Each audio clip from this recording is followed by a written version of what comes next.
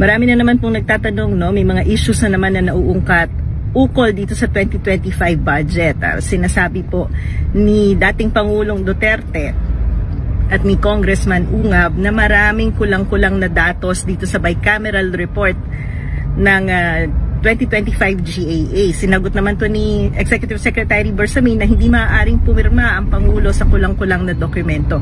Pero very interesting po yung tanong na ito, no?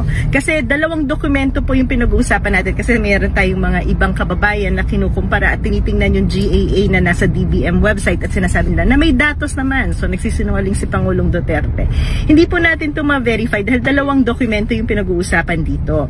Yung isa ay yung GAA na nasa website ng DBM at yung isa pong sinasabi nila, Congressman Ungab, ay yung Bicameral Committee Report. Alam niyo po, sa Bicameral Committee Report, dito supposedly nire-reconcile yung pagkakaiba ng Kongreso, ng House of Representatives at ng Senate.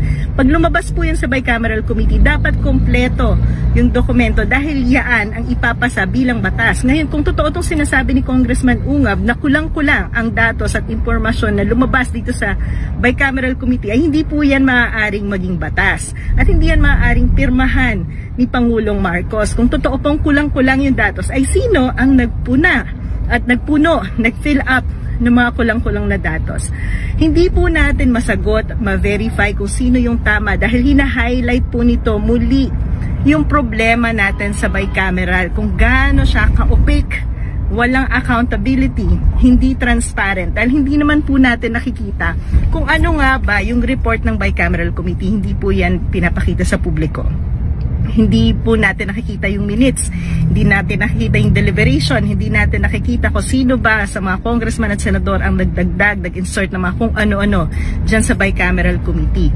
Kaya kung totoo itong sinasabi ni Congressman Ungab, ay maaaring hindi nga valid ang pinirmahan ni Pangulong Marcos dahil kung kulang-kulang yung Bicameral Committee, hindi nga pwedeng magpasa yung Senado at Kongreso ng kulang-kulang na batas at hindi maaaring pumirma ang Pangulo ng kulang-kulang na batas. So sino ang nag-fill up ng mga blankong ito kung totoo yung sinasabi ni Congressman Ungab?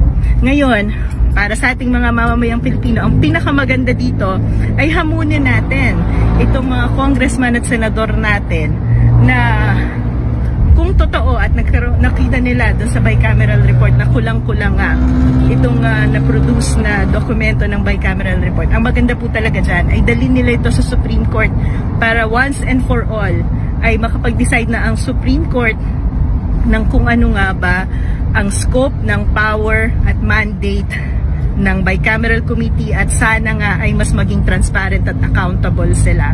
Alam niyo po, hindi rin lang naman ngayong panahon ni Pangulong Marcos ganyan ang Bicameral Committee, no? Matagal na pong ganyan ang pag-ooperate ng BICAM. May mga insertion, may nawawala, may nadadagdag. Hindi lang po sa budget kung hindi sa batas na dumaraan sa mga Bicameral Committee conference.